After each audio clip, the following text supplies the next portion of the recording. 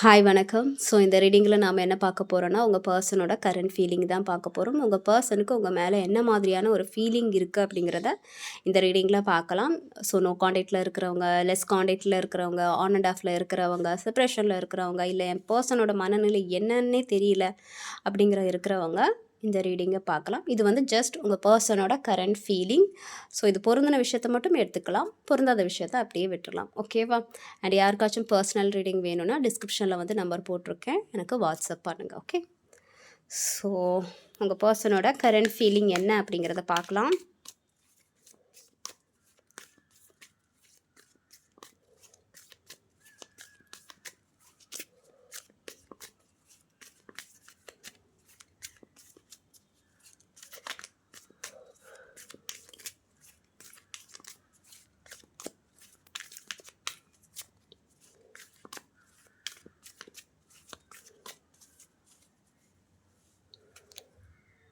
உங்கள் பர்சனோட current feeling emotional storm. So நிறைய கோபங்களும் இருக்கும். ஓகேவா?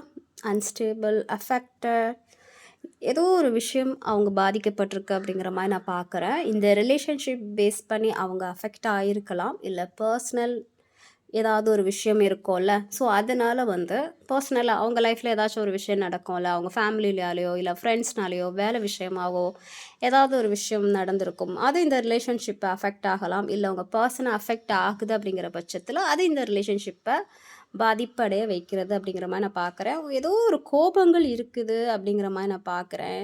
ஒரு ஸ்டேபிளாக எந்த ஒரு முடிவும் எடுக்க முடியல, ஒரு நிலையாக எந்த ஒரு முடிவும் எடுக்க முடியாத ஒரு மனநிலையில் உங்கள் பர்சன் இருக்காங்க. அவங்களுக்கு உங்கள் மேலேயும் ஒரு சில கோபங்கள் இருக்குது அப்படிங்கிற மாதிரி நான் பார்க்குறேன். ஏன்னா ஒரு சில விஷயங்கள் இந்த ரிலேஷன்ஷிப் பேஸ் பண்ணி அவங்களுக்கு ஏதோ ஒரு பாதிப்பு ஏற்படுது அப்படிங்கிற மாதிரி நான் பார்க்குறேன். ஓகேவா? ஸோ கோபங்கள் ஏற்படுது,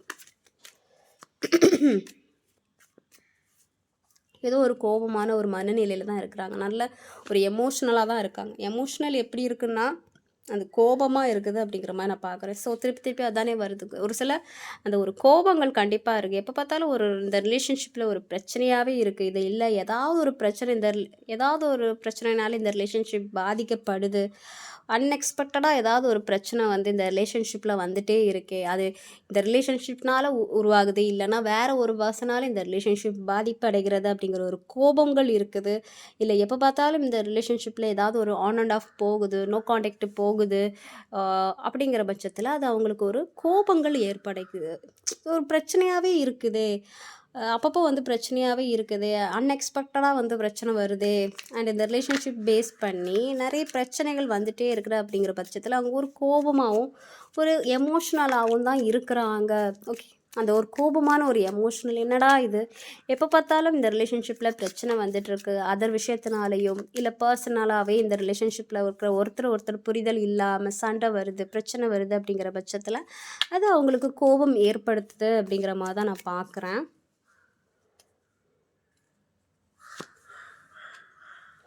பட் அவங்களுக்கு உங்களை ரொம்ப பிடிக்கும்.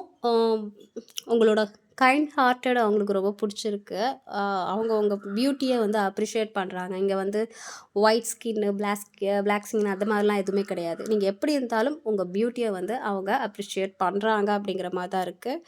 உங்களோட அந்த ஒரு வைப்ரேஷன், ஒரு பாசிட்டிவான ஒரு வைப்ரேஷன், உங்களோட கைண்ட் ஹார்ட்டட் இந்த இரக்கமான ஒரு மனசை வந்து அவங்க ரொம்ப அப்ரிஷியேட் பண்ணுறாங்க. அது அவங்களுக்கு ரொம்பவே பிடிச்சிருக்கு அப்படிங்கிற மாதிரி இங்கே ஒரு மெசேஜ் வந்திருக்கு. டோட்டலாக சொல்லப்போனால் அவங்களுக்கு உங்களை ரொம்பவே பிடிக்கும் அப்படிங்கிற மாதிரி இருக்குது. ஓகேவா? அவங்கள பிடிக்கும் அப்படிங்கிற ஒரு எனர்ஜி அவங்களுக்கு இருக்குது. பட் ஏதோ ஒரு காரணத்துக்காக அவங்க விலகி தான் போகிறாங்க அப்படிங்கிற மாதிரி நான் பார்க்குறேன். இங்கே 2 விஷயம் நான் பார்க்குறேன். அவங்களுக்கு உங்களை பிடிக்கும், ஆனால் அவங்க விலகி போகிறாங்க. ஒன்று உங்களை விட்டு விலகி போகிறாங்க, இல்லை இந்த ரிலேஷன்ஷிப்க்கு எது டிஸ்டர்பன்ஸாக இருக்கோ அதை விட்டு விலகி போகிறாங்க அப்படிங்கிற மாதிரி இருக்கு. பார்க்கலாம். நீங்கள் தேர்ட் பார்ட்டி டிஸ்டர்பன்ஸ் இருந்த மாதிரி எனக்கு தெரியுது. வேறு ஏதாச்சும் ஒரு பர்சன்னால் உங்களை விட்டு விலகி போகலாம் அப்படிங்கிற மாதிரி இருக்குது. ஓகே, ஸோ அந்த மாதிரி விலகி போயிருந்திருப்பாங்க. பட் சடனாக அவங்களுக்கு உங்களை பற்றின ஒரு ரியலைசேஷன் வருது. உங்களை பற்றி பாஸ்டில் புரியாமல் உங்களை விட்டு விலகி விலகி போயிருந்திருப்பாங்க. பட் இப்போ வந்து அது அவங்களுக்கு ரியலைசேஷன் ஆகுது. அவங்களுக்கு உங்கள பத்தின ஒரு புரிதல் வருது அப்படிங்கிற மாரி தான் நான் பார்க்குறேன். இது மேக்ஸிமம் வந்து இப்போ ரீசென்ட்டா நடந்திருந்திருக்கலாம். திடீர்னுலாம் காணாம போயிருந்திருப்பாங்க. பட் இப்போ அவங்களுக்கு உங்கள பத்தின வந்து ஒரு அண்டர்ஸ்டாண்டிங் வருது. உங்கள பத்தி இப்போ புரிஞ்சுக்கிறாங்க. உங்க கேரக்டர பத்தி புரிஞ்சுக்கிறாங்க. உங்க ரிலேஷன்ஷிப்ப பத்தி புரிஞ்சுக்கிறாங்க அப்படிங்கிற மாதிரி இருக்குது.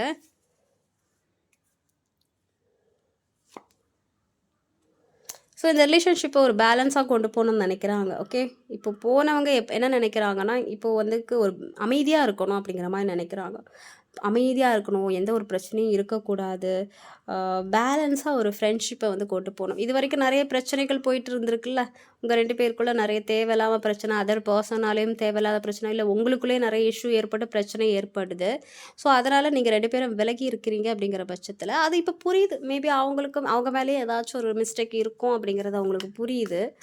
இப்போ அவங்க என்ன நினைக்கிறாங்கன்னா, இந்த ரிலேஷன்ஷிப்பை ஒரு ஃப்ரெண்ட்ஷிப் பாண்ட்லேயாச்சும் எடுத்துகிட்டு போகணும், ஒரு பேலன்ஸாக எடுத்துகிட்டு போகணும், எந்த ஒரு பிரச்சனையும் இருக்கக்கூடாது, ரொம்ப ஹாப்பியாகவும் இருக்கக்கூடாது, ரொம்ப பிரச்சனையும் பண்ணக்கூடாது, நார்மலாக இந்த ரிலேஷன்ஷிப்பை எடுத்துகிட்டு போகணும் அப்படிங்கிற மாதிரி அவங்க நினைக்கிறாங்க. ஓகேவா?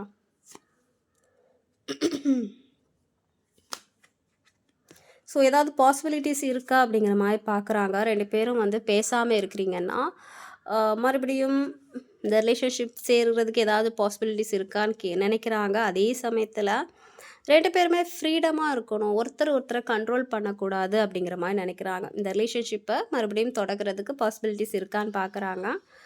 அதே சமயத்தில் 2 பேரோட ஃப்ரீடமும் பாதிக்கப்படக்கூடாது.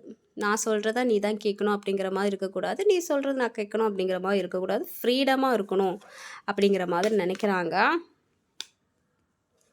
ஓகே, ஸோ மேபி இது வரைக்கும் வந்து நிறைய சீக்ரெட்ஸ் வந்து சொல்லாமல் இருந்திருப்பாங்க, உங்ககிட்ட எதுவுமே வந்து வெளிப்படையாக பேசாமல் இருந்திருப்பாங்க அப்படிங்கிற மாதிரி இருக்குது.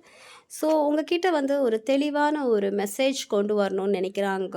உங்ககிட்ட ஏதோ சொல்லணும்னு நினைக்கிறாங்க. இது வரைக்கும் ஏதாவது மறைச்சிருக்காங்க, அவங்க மனசில் இருக்கிறது எதுவுமே சொல்லலை அப்படிங்கிற பட்சத்தில் இப்போ ஒரு வெளிப்படையான ஒரு மெசேஜஸ் ஒரு கொடுக்கணும், ஒரு கிளாரிட்டி கொடுக்கணும் அப்படிங்கிற மாதிரி நினைக்கிறாங்க. ஓகேவா? அவங்களுக்கு ஒரு மெசேஜ் பண்ணணும், கிளாரிட்டி கொடுக்கணும், ஒரு ப்ராப்பரான க்ளீன் மெசேஜ் கொடுக்கணும்னு நினைக்கிறாங்க. அதாவது எந்த ஒரு சொதப்பலும் இல்லாமல், மழுப்பல் இல்லாமல், அவங்க மனசில் என்ன இருக்குது அப்படிங்கிறத வந்து வெளிப்படையாக சொல்லணும் அப்படிங்கிற மாதிரி நினைக்கிறாங்க. ஓகேவா?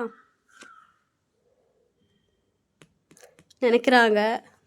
பட் என்னென்னா, திரும்ப திரும்ப ஒரே பாஸ்ட் ரிப்பீட்டட் பேட்டர்ன் தான். ஓகே, எந்த ஒரு விஷயமும் முடிவுக்கு வர மாட்டேங்குது அப்படிங்கிற மாதிரி தான் நான் பார்க்குறேன். உங்ககிட்ட கிளியரான ஒரு மெசேஜ் கொடுக்கணும்னு நினைக்கிறாங்க. பட் திரும்ப திரும்ப என்னென்னா ஒரே பேட்டர்ன் தான் ஓடிட்டுருக்கு. என்ன பேட்டர்ன் மீன்ஸ், ஒவ்வொருத்தங்களுக்கும் ஒவ்வொரு மாதிரியான ஒரு பேட்டர்ன்ஸ். எப்படின்னா, ஒரு டைம் பேசுவாங்க, நார்மலாக இந்த பேட்டர்ன் தான் எல்லோரும் யூஸ் பண்ணுவாங்க. அதாவது இப்போ நீங்கள் லவ் பண்ணுறீங்க அப்படிங்கிற பட்சத்தில் நீங்கள் உங்கள் பர்சன்ட்ட பேசுவீங்க, அவங்களும் பேசுவாங்க. சடனாக வந்து இடையில ஒரு கேப் விழும். சடனாக பேசுகிறது வந்து கம்மியாகும். அது ரொம்ப வந்து டைம் எடுத்துகிட்டே இருக்கும், பேசாமல் இருப்பீங்க. அப்புறம் மறுபடியும் நீங்கள் போய் பேசுவீங்க, அவங்களும் பேசுவாங்க. மறுபடியும் ஒரு இடைவேளை நடக்கும், ஒரு பிரேக் நடக்கும், அப்புறம் மறுபடியும் பேசுகிறது. இந்த மாதிரியான ஒரு பேட்டர்ன் இருக்கும். அதுதான் கண்டினியூ ஆகிட்டு அப்படி இருக்குது அப்படிங்கிற மாதிரி நான் பார்க்குறேன். ஸோ மேபி உங்களுக்கு ஒரு கார்மிக் லெசன்ஸாக கூட இருக்க வாய்ப்பு இருக்குது. ஏன்னா ஸ்பெசிஃபிக்காக இதில் இருக்குது, ரிப்பீட்டட் பேட்டர்ன், கார்மிக் லெசன்ஸ். ஒருத்தர் வந்து ஒரு சில லெசன்ஸ் லேர்ன் பண்ணுறதுக்கு கூட இந்த ரிலேஷன்ஷிப் வந்து ஏற்பட்டிருந்திருக்கலாம் அப்படிங்கிற மாதிரி இருக்குது. ஓகேவா? ஸோ இப்போதைக்கு நடந்ததே தான் திரும்ப திரும்ப நடந்துகிட்ருக்கு அப்படிங்கிற மாதிரி நான் பார்க்குறேன். ஸோ உங்கள் பர்சன் சைட்லேருந்து ஏதாவது ஆக்ஷன் இருக்கா அப்படிங்கிறத பார்க்கலாம். உங்கள் பர்சன் ஏதாவது ஆக்ஷன் எடுக்கிறாங்களா இல்லையா அப்படிங்கிறது வந்து இந்த டேரோட்டில் பார்க்கலாம்.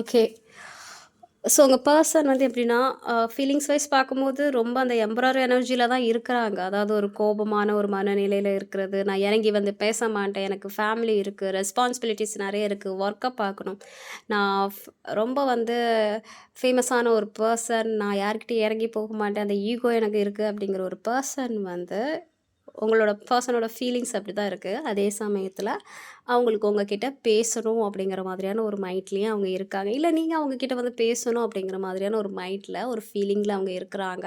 ஸோ நெக்ஸ்ட் ஆக்ஷன் அவங்க உங்ககிட்ட என்ன பேச போகிறாங்க அப்படிங்கிற மாதிரி பார்க்கும்போது, ஏதாவது ஆக்ஷன் எடுப்பாங்களா இந்த ரிலேஷன்ஷிப் பேஸ் பண்ணி அப்படிங்கிற மாதிரி பார்க்கும்போது கண்டிப்பாக எடுப்பாங்க அப்படிங்கிற மாதிரி இருக்குது. மறுபடியும் நீங்கள் ரீயூனியன் ஆகலாம். ஓகே, நீங்கள் இது வரைக்கும் ரொம்ப பார்க்காம இருக்கிறீங்க, பேசாமல் இருக்கிறீங்க அப்படிங்கிற பட்சத்தில் உங்களுக்கு ஒரு கெட் டுகெதர், அதாவது நீங்கள் மறுபடியும் வந்து பார்க்குறதுக்கான, மீட் பண்ணுறதுக்கான ஒரு வாய்ப்பு ஏற்படும். பொருளாதார ரீதியாக வந்து ஏதாச்சும் உங்களுக்கு அவங்க ஹெல்ப் பண்ணுறதுக்கான வாய்ப்பு இருக்குது. இந்த ரிலேஷன்ஷிப்பில் வந்து மறுபடியும் ஒரு ரீயூனியன் நடக்கிறதுக்கான வாய்ப்பு அதிகமாகவே இருக்குது. ஸோ மீட் பண்ணுறதுக்கான வாய்ப்பு அதிகமாக இருக்கும். அண்ட் ஃபினான்ஷியல் ரீதியாக கூட உங்கள் பர்சன் வந்து ஏதாவது ஹெல்ப் பண்ண வாய்ப்பு இருக்குது. ஸோ உங்கள் பர்சனோட நெக்ஸ்ட் ஆக்ஷன் இதுதான். மீட் பண்ணலாம், எங்கேயாச்சும் மீட் பண்ணுறது, இந்த ரிலேஷன்ஷிப்பை வந்து புதுப்பிக்கிறது, ஏதாச்சும் ப்ராப்ளம் இருக்குது அப்படிங்கிற பட்சத்தில் அதை சரி பண்ணுறது, ஸோ எல்லா ஹெல்ப்பும் பண்ணுறது, இந்த மாதிரியான சில விஷயங்கள், உங்களுக்கு ஏதாச்சும் வாங்கி கொடுக்குறது, கிஃப்ட் வாங்கி கொடுக்குறது. ஸோ கண்டிப்பாக வந்து ஒரு சில பேருக்கு ரீயூனியன் பாசிபிலிட்டிஸ் இருக்குது அப்படிங்கிற மாதிரி தான் நான் பார்க்குறேன். ஸோ ஓரளவுக்கு உங்கள் பர்சன் சைட்லேருந்து பாசிட்டிவான ஒரு ஆக்ஷன் தான் எதிர்பார்க்கலாம். ஸோ இது எல்லாருக்கும் பொருந்தும்னு நான் சொல்ல முடியாது. ஒரு சில பேருக்கு பொருந்தும், ஒரு சில பேருக்கும் பொருந்தாமல் கூட இருக்கலாம். ஓகேவா? ஸோ இதுதான் வந்து உங்கள் பர்சனோட current feeling and next action என்னவா இருந்துச்சு அப்படிங்கிறத பார்த்தோம். இது வந்து ஒரு ஜென்ரல் ரீடிங். பொருந்தின விஷயத்தை மட்டும் எடுத்துக்கோங்க, பொருந்தாத விஷயத்தை அப்படியே விட்டுறலாம். அண்ட் யாருக்காச்சும் பர்சனல் ரீடிங் வேணும்னா டிஸ்கிரிப்ஷனில் வந்து நம்பர் போட்டிருக்கேன், எனக்கு வாட்ஸ்அப் பண்ணுங்கள். என்னை சப்போர்ட் பண்ணுற எல்லாருக்கும் ரொம்ப நன்றி. டேக் கேர், பாய்.